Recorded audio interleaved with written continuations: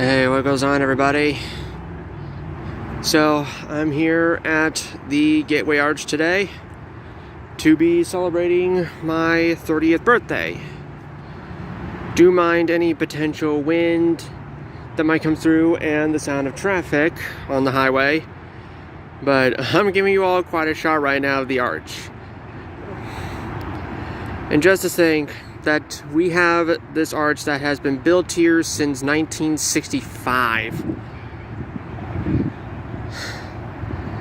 And although I did have a bit of a rough start when I first came here to this park, knowing that I quite literally got rained on, and after it was all said and done, I was completely and utterly soaking wet, head to toe. But it was still good nonetheless. I got to explore the museum underground, which was, holy crap, amazing. I mean, I definitely spent a good few hours down under there. And you could probably hear the helicopter that's down by the river that gives off tours. But yeah, this is truly a spectacular monument. With it standing 630 feet tall, this thing is higher than the Washington Monument and twice as tall as Lady Liberty in New York. I'm not quite sure if it's like one of the tallest monuments in the world, but all I know is that the Eiffel Tower surpasses the height of the arch.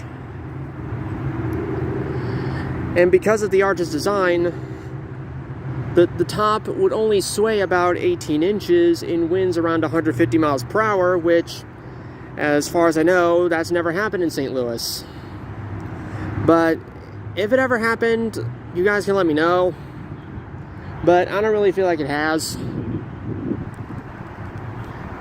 And trust me, when you stand literally right next to that monument, you just feel a sense of awe knowing that it's just that big. And knowing that it took a nice group of men 2.5 years to build this whole entire thing from the bottom up. And the fact that the keystone that would be at the very center of the top was such an important piece to that structure that there had to be a stabilizing truss about, I think I'd say 100 feet below the top to prevent the legs from falling down. And the thing of it was, before the keystone was actually lifted into place, a Catholic priest and a rabbi actually blessed the keystone. And the person who pretty much designed the arch was Eero Saarinen. I'm saying this as the helicopter is coming by. But yeah, Eero Saarinen was the one who came up with the design for the arch. And all of this was just pretty much because, well, since the Gateway Arch symbolizes the gateway to the west, it was kind of pretty much the starting point of the historic Lewis and Clark expedition, which was, I know it was somewhere around the 1800s. I don't remember exactly when, but correct me if I'm wrong. And yeah, when you do look at the arch from either front or back, it actually does look like it would be a gate.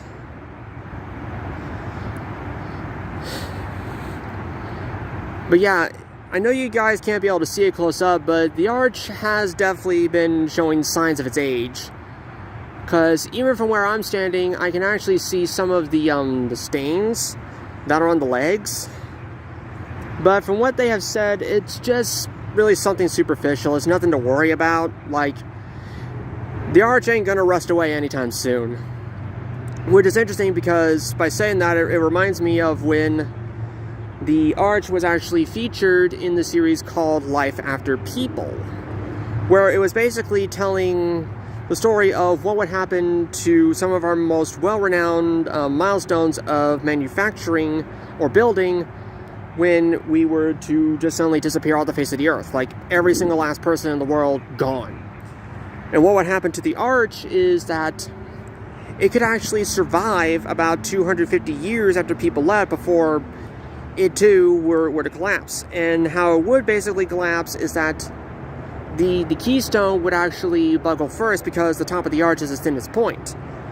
And then pretty much once the keystone were to fall away, the rest of the arch would pretty much fall with it.